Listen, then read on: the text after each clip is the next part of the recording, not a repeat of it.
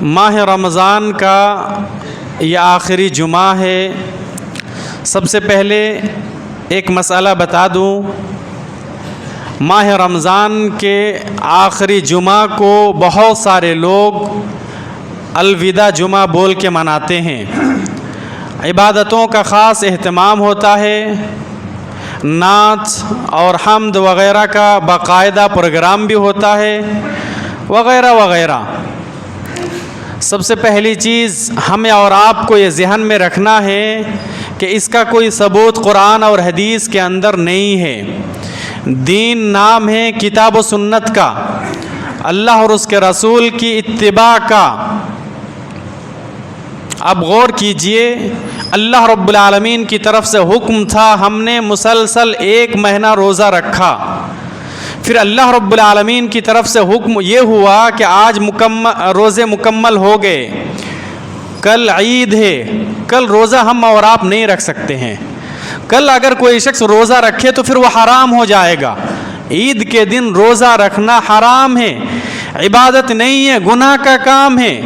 تو دین نام ہے کتاب و سنت کا، اللہ رب العالمین کی طرف سے حکم ہوا، مسلسل ہم نے 1 مہینہ روزہ رکھا، یہ عبادت ہے، یہ اللہ رب العالمین کی اطاعت اور فرما برداری ہے، ثواب کا کام ہے، نیکی کا کام ہے۔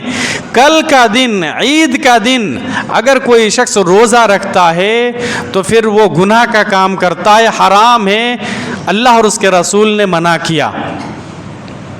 آپ اسی سے اندازہ لگا سکتے ہیں کہ یہ لوگ پہلے 1 مرتبہ الوداع جمعہ منا چکے ہیں، دوبارہ منا رہے ہیں۔ اسی سے پتہ چلتا ہے کہ کتاب و سنت کے اندر اس کا کوئی ثبوت نہیں ہے۔ بہرحال ہم اپنی بات آگے بڑھاتے ہیں۔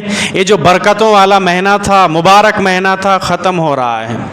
تقوی والا مہینہ ختم ہو رہا ہے۔ پتہ نہیں ہمارے اندر تقوی پیدا ہوا نہیں ہوا، ہم سب کو اپنے اندر ٹٹولنا ہے، غور و فکر کرنا ہے، اپنا محاسبہ کرنا ہے۔ مغفرت والا مہینہ ختم ہو رہا ہے، بخشش والا مہینہ ختم ہو رہا ہے۔ پتہ نہیں ہماری بخشش ہوئی نہیں ہوئی، ہر ایک شخص اپنا محاسبہ کر سکتا ہے۔ دعاؤں والا مہینہ ختم ہو رہا ہے، پتہ نہیں ہماری دعا قبول ہوئی نہیں ہوئی۔ ہدایت والا مہینہ ختم ہو رہا ہے۔ میرے بھائیوں، وقت ہے، وقت کسی کے لیے ٹھہرتا نہیں ہے، وقت کسی کے لیے رکتا نہیں ہے، ختم ہو رہا ہے۔ لیکن یہ جو ماہ رمضان ہے، روزہ ہے، بہت ساری چیزیں ہمیں اور آپ کو سکھا کے جا رہا ہے۔ یہ مہینہ بہت ساری چیزیں، بہت سارے پیغامات ہمیں اور آپ کو دے کے جا رہا ہے۔ ان پیغامات کو ہمیں اور آپ کو یاد رکھنا ہے اور اسی کے مطابق بقیہ 11 مہینہ گزارنا ہے۔ رمضان تو ختم ہو رہا ہے، لیکن رمضان کا جو مقصد ہے میرے بھائی، وہ کبھی ختم نہیں ہوگا۔ یاد رکھیے، رمضان کا جو مقصد ہے وہ کبھی بھی ختم نہیں ہوگا۔ رمضان کا مقصد کیا ہے؟ کہ ہمارا تعلق اللہ رب العالمین کے ساتھ مضبوط رہے۔ ایسا نہیں ہے کہ ہمارا تعلق صرف ماہ رمضان ہی میں رہے اللہ رب العالمین کے ساتھ، بقیہ 11 مہینہ ہم بھول جائیں، ایسا نہیں ہونا چاہیے۔ ماہ رمضان کا مقصد کیا ہے؟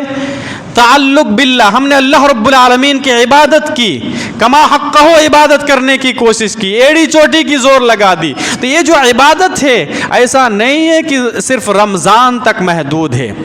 اہل علم کہتے ہیں کہ عبادت کرنے کی کوئی ویلیڈیٹی نہیں ہے، کوئی لیمٹ نہیں ہے، ہمیشہ کرنا ہے۔ کب تک کرنا ہے؟ اللہ رب العالمین نے کہا وَاعْبُدْ رَبَّكَ حَتَّى يَأْتِيَكَ الْيَقِينُ، یہ سورۃ الحجر کی آخری آیت ہے۔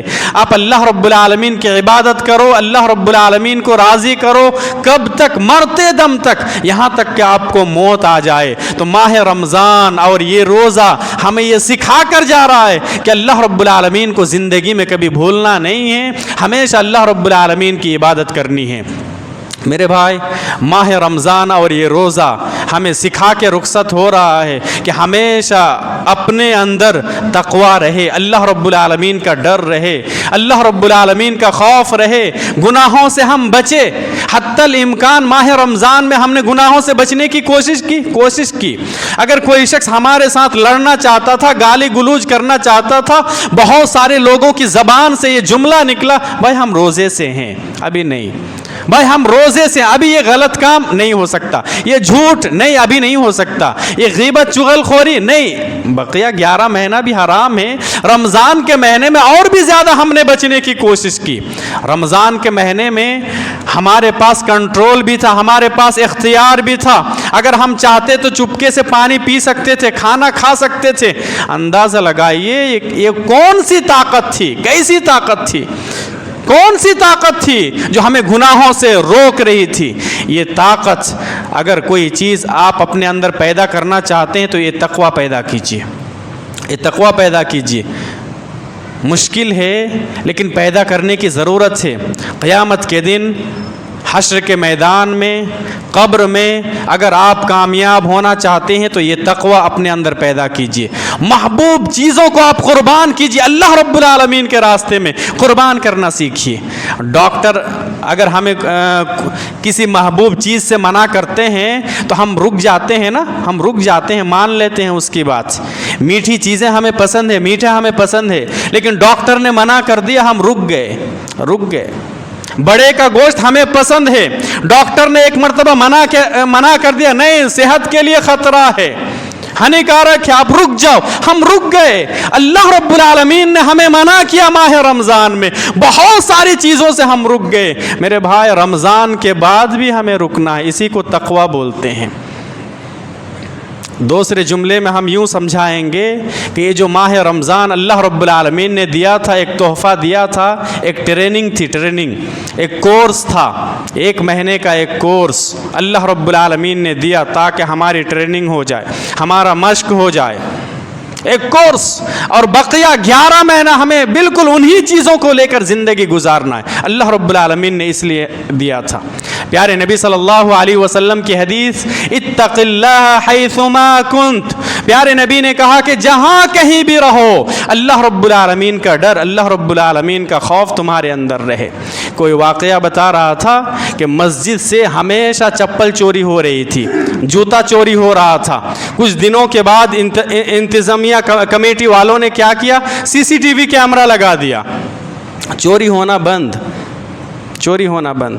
اب دیکھیے CCTV کیمرہ کی جگہ اگر یہ لکھ دیا جائے کہ اللہ رب العالمین دیکھ رہا ہے تو وہی کیفیت ہونی چاہیے۔ اسی کو اللہ رب العالمین کا ڈر بولتے ہیں، اللہ رب العالمین کا تقویٰ بولتے ہیں۔ دیکھنے والا کوئی نہیں ہے، آپ کے اوپر پورا کنٹرول ہے، اختیار ہے، پھر بھی اگر آپ اللہ رب العالمین کے ڈر سے، اللہ رب العالمین کے خوف سے بچ جاتے ہیں تو اسی کو تقویٰ بولتے ہیں۔ اور ماہ رمضان اور روزہ ہمیں اور آپ کو یہی سکھا رہا ہے۔ میرے بھائیوں، صبر ہم نے سیکھا ماہ رمضان میں۔ صبر کا کیا مطلب؟ مسلسل نیک کام کرنا، اللہ رب العالمین کی عبادت کرنا، یہ بھی صبر ہے۔ گناہوں سے بچنا، یہ بھی صبر ہے۔ اہل علم صبر کی 3 قسمیں بیان کرتے ہیں، مسلسل اللہ کی عبادت کرنا، مسلسل گناہوں سے بچنا، اسی طریقے سے ہمارے اوپر کوئی مصیبت آئے تو پھر ہم صبر کریں، اس کو بھی صبر بولتے ہیں۔ ماہ رمضان ہمیں یہ سکھا کر جا رہا ہے کہ ہمیں زندگی میں صبر کرنا پڑے گا۔ اب دیکھیے، مشکل سے مشکل عبادت کو روزہ بالکل آسان کر دیا، ماہ رمضان میں آسان ہو گیا۔ قیام اللیل، جیسے تہجد کی نماز ہم لوگوں نے پڑھی نا، الحمدللہ تہجد کی نماز اتنا آسان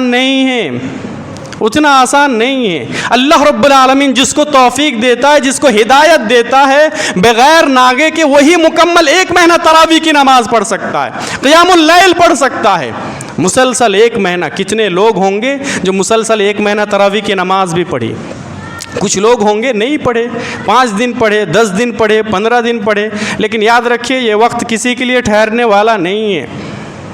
جس نے 3 دن یا 5 دن تراویح کی نماز پڑھی، قیام اللیل ادا کی، اس کے لیے بھی یہ مہینہ 30 دن کا تھا۔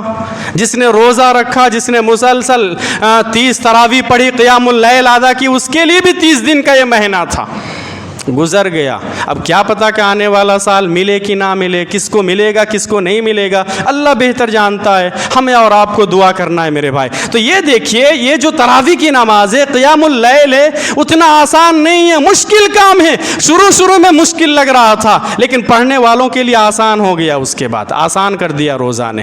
تو پھر لت لگ گئی آپ کو کوشش کرنا پڑے، یہ پھر اتنا مشکل نہیں ہے۔ رمضان کے بعد بھی اگر ہم لوگ چاہیں، کوئی شخص اپنے اوپر ٹھان لے تو پھر وہ کر سکتا ہے, وہ پڑھ سکتا ہے. لت لگ گئی, ابھی رمضان کے بعد بھی آپ پڑھنے کی کوشش کیجئے. یہ جو 30 منٹ ہے, 40 منٹ ٹائم لگتا ہے تراویح کی نماز میں, آپ کو کیا لگتا ہے جو لوگ نہیں پڑھے فزیکلی طور پر وہ کمزور ہے کیا؟ جسمانی طور پر وہ کمزور ہے اس لیے نہیں پڑھے؟ نہیں, سائیکولوجیکل میٹر ہے اس لیے وہ نہیں پڑھے. نفسیاتی بیماری ہے اسے, نفسیاتی بیماری اس لیے وہ نہیں پڑھے. ایسا نہیں ہے کہ وہ کمزور جسم والا ہے, 40 منٹ 50 منٹ وہ کھڑا نہیں ہو سکتا, نماز نہیں پڑھ سکتا, ایسی بات نہیں ہے. اگر ایسی بات ہوتی تو دوسرے کام کے لیے وہ 1 گھنٹہ 2 گھنٹہ 3 گھنٹہ کیسے کھڑا رہ جاتا ہے, کیسے کھڑا رہ جاتا ہے؟ غلط کام کے لیے, مکروہ کام کے لیے, حرام کام کے لیے بندہ کھڑا ہونے کے لیے تیار ہے, پوری رات جاگ جاتا ہے, لیکن آپ 30 منٹ 40 منٹ نہیں پڑھ سکتے. اس کا مطلب یہ ہے کہ آپ کا دل بیمار ہے, نفسیاتی میٹر ہے یہ. اچھا, اگر دل بیمار ہے کسی کا تو پھر یاد رکھیے یہ بہت خطرناک ہے, یہ منافق کی علامت ہے, منافق کی نشانی ہے. اللہ رب العالمین نے کہا, سورۃ النساء کی آیت ہے, وَإِذَا قَامُوا إِلَى الصَّلَاةِ قَامُوا كُسَالَىٰ يُرَاءُونَ النَّاسَ وَلَا يَذْكُرُونَ اللَّهَ إِلَّا قَلِيلًا.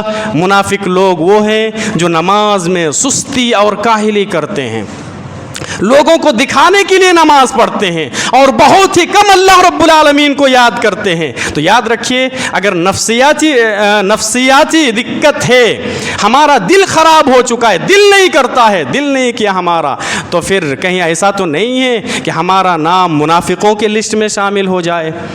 تو ماہ رمضان میں یہ قیام اللیل ہمارے لیے بہت آسان ہو گیا تھا. ہمیں کوشش کرنا پڑے گا کہ رمضان کے بعد بھی ہم کریں. روزہ رکھنا شروع میں دقت ہو رہی تھی, لیکن آہستہ آہستہ عادت لگ گئی. مسلسل ہم نے 1 مہینہ روزہ رکھا, کچھ بھی احساس نہیں ہوا. ابھی عادت لگ گئی نا, تو اور بھی بہت سارے روزے ہیں, جیسے سوموار کا روزہ, جمعرات کا روزہ. یہ روزہ رکھنا مستحب ہے, سنت ہے, پیارے نبی صلی اللہ علیہ وسلم کی سنت ہے. ہر مہینے میں 3 روزہ پیارے نبی کی سنت ہے. ابھی رمضان کا مہینہ ختم ہوگا, شوال کا مہینہ شروع ہوگا, شوال کے 6 روزے ہیں, اس کی بہت زیادہ اہمیت ہے. انشاءاللہ آنے والے جمعہ میں ہم بتائیں گے. تو یہ جو سنت روزے ہیں, یہ روزے بھی ہم رکھنے کی کوشش کریں گے انشاءاللہ, اس لیے کہ ہمیں لت لگ گئی ہے روزہ رکھنے کی. میرے بھائیوں, اسی طریقے سے ماہ رمضان میں ہم نے اپنے اعضاء و جوارح کی مکمل حفاظت کی, کان کی حفاظت کی, آنکھ کی حفاظت کی, ہر ایک چیز کی ہم نے حفاظت کی, اپنی خواہشات کے اوپر کنٹرول کیا. ماہ رمضان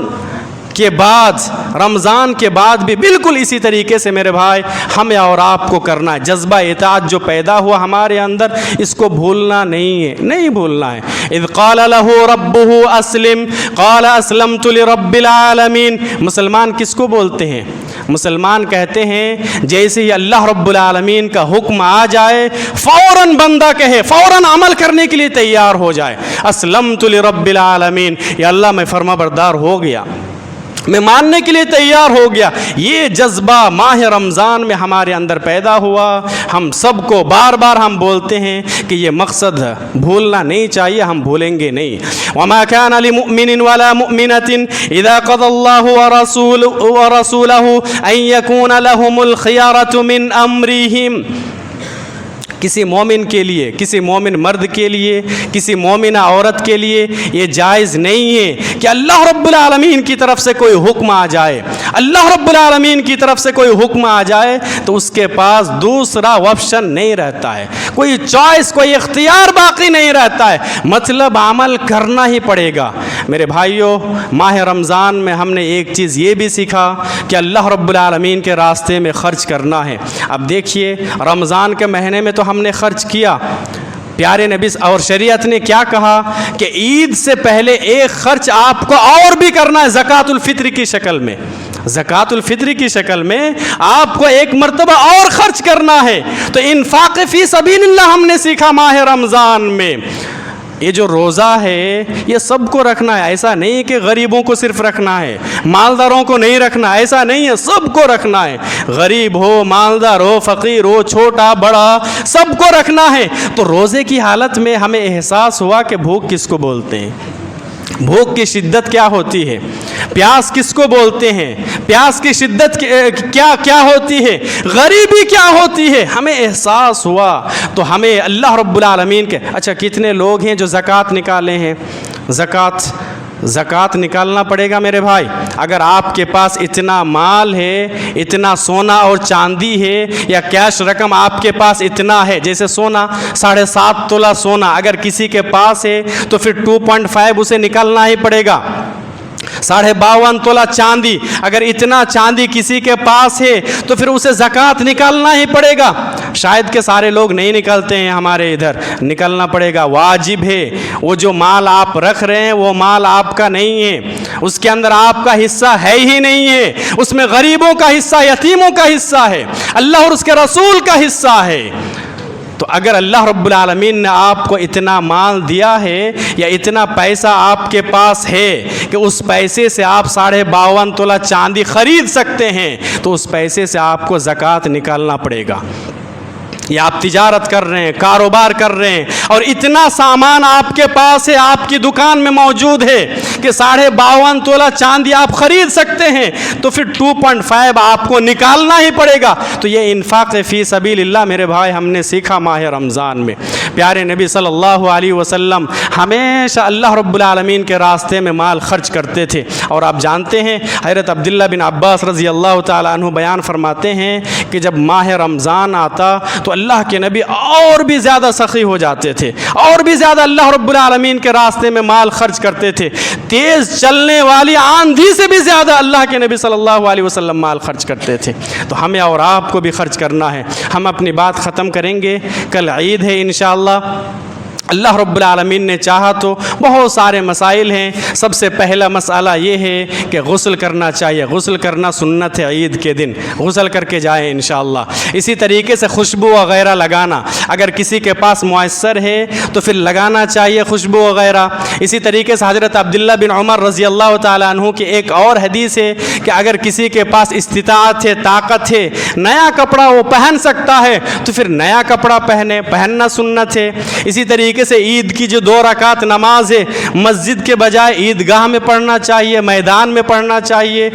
اور ایک مسئلہ تکلیف کے ساتھ اور افسوس کے ساتھ کہ عورتوں کو بھی عیدگاہ لے کے جانا چاہیے۔ انتظام کیوں نہیں ہے؟ کرنا چاہیے۔ جب ہم قرآن اور حدیث والے ہیں، اہل حدیث اپنے آپ کو بولتے ہیں، تو پھر اہل حدیث کا مطلب قرآن اور حدیث کا ماننے والا۔ تو آپ کے پاس ہر چیز ہو جاتا ہے، ہر چیز کا انتظام ہے، آپ عورتوں کا انتظام کیوں نہیں کر سکتے ہیں؟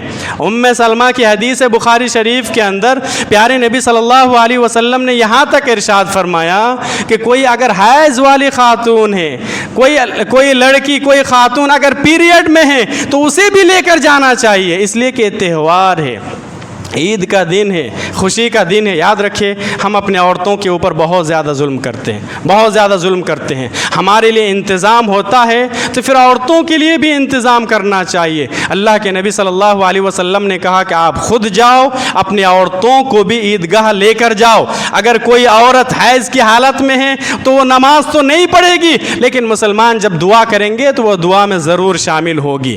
اسی طریقے سے عید کا ایک مسئلہ یہ بھی ہے کہ عید الفطر کے بارے میں کچھ کھا کر جانا چاہیے۔ عید الاضحیٰ کے موقع پر بغیر کھا کے جانا چاہیے، یہ نبی کی سنت ہے، لیکن عید الفطر میں کھا کر جانا چاہیے۔ اللہ کے نبی صلی اللہ علیہ وسلم تاک کھجوریں کھا کر جاتے تھے، 1 3 5 7 اس طریقے سے۔ تو کھجور کھا کر اگر آپ عیدگاہ کی طرف جاتے ہیں تو سنت کے اوپر عمل ہوگا انشاءاللہ۔ اسی طریقے سے ایک مسئلہ اور یاد رکھیے، ہم جائیں گے ایک راستے سے، جب واپس آئیں گے تو پھر دوسرے راستے سے، سنت کے اوپر عمل ہوگا۔ جب سنت کے اوپر عمل ہوگا تو انشاءاللہ اجر و ثواب بھی ملے گا۔ ایک راستے سے ہم جائیں گے، جب نماز پڑھ کے لوٹیں گے تو پھر دوسرے راستے سے۔ اگر آپ کے پاس ایک ہی راستہ ہے تو بھی اس حدیث کے اوپر عمل کر سکتے ہیں۔ اہل اہل علم نے کہا کہ ایک سائڈ سے آپ جائیے جب جائیں گے تو، جب واپس آئیں گے تو پھر دوسرے سائڈ سے آئیے۔ اسی طریقے سے میرے بھائی قرآن کریم کی آیت ہے ایک مسئلہ اور، وَلِتُكْمِلُوا الْعِدَّةَ وَلِتُكَبِّرُوا اللَّهَ عَلَى مَا هَدَاكُمْ وَلَعَلَّكُمْ تَشْكُرُونَ۔ اللہ رب العالمین کی کبریائی بیان ہونی چاہیے۔ ہم اچھے سے اچھے کپڑا پہنیں گے، نہائیں گے، غسل کریں گے، خوشبو وغیرہ لگائیں گے، اچھی سے اچھی چپل بھی پہنیں گے، اس کا مطلب یہ نہیں ہوگا کہ ہم اپنی تعریف بیان کریں گے، اپنی بڑائی بیان کریں گے، نہیں۔ وَلِتُكْمِلُوا الْعِدَّةَ وَلِتُكَبِّرُوا اللَّهَ، اللہ رب العالمین کی حمد و ثنا بیان ہوگی، اللہ رب العالمین کی کبریائی بیان ہوگی۔ تو تکبیرات کا اہتمام کرتے ہوئے ہمیں جانا ہے اور تکبیرات کا اہتمام کرتے ہوئے ہمیں آنا ہے۔ ایک مسئلہ اور آخر میں، ہم عیدگاہ اگر جاتے ہیں نماز پڑھنے کے لیے تو وہاں جائیں گے صرف 2 رکعت ہی نماز پڑھیں گے۔ بہت سارے لوگ جو 2 رکعت پڑھتے ہیں تحیۃ الوضو یا تحیۃ المسجد سمجھ کے، وہ نماز نہیں پڑھنا ہے، بس جائیں گے عیدگاہ 2 رکعت نماز پڑھیں گے، اس کے علاوہ کوئی دوسری نماز نہیں ہے۔ ہاں ایک مسئلہ اور ہے، اگر عید کی نماز مسجد میں ہوتی ہے، مسجد میں اگر لوگ عید کی نماز پڑھتے ہیں تو جب لوگ مسجد آئیں گے تو اس وقت تحیۃ المسجد 2 رکعت پڑھ سکتے ہیں، پڑھنا سنت ہے۔ اگر مسجد میں نماز ہوتی ہے عید کی نماز تو 2 رکعت سنت نماز یا تحیۃ المسجد نماز پڑھنا سنت ہے، پڑھ کے بیٹھنا چاہیے۔ لیکن عیدگاہ میں اگر نماز ہو رہی ہے عید کی نماز تو پھر کوئی دوسری نماز نہیں ہے سوائے عید کی 2 رکعت کے۔ بہرحال ہم اللہ رب العالمین سے دعا کرتے ہیں، رب العالمین تو ہمیں کہنے سننے سے زیادہ عمل صالح کی توفیق عطا فرما۔ رب العالمین تو ہمارے روزوں کو قبول فرما، رب ذوالجلال تو ہماری نمازوں کو قبول فرما۔ رب العالمین تو اپنے فضل و کرم سے ہم تمام مسلمانوں کے دلوں میں تقوی پیدا فرما دے۔ رب العالمین تو ہم سب کو پکا سچا نمازی بنا دے۔ رب العالمین جو لوگ بیمار ہیں تو سب کو شفا عاجلہ کاملہ عطا فرما، آمین۔ تقبل یا رب العالمین۔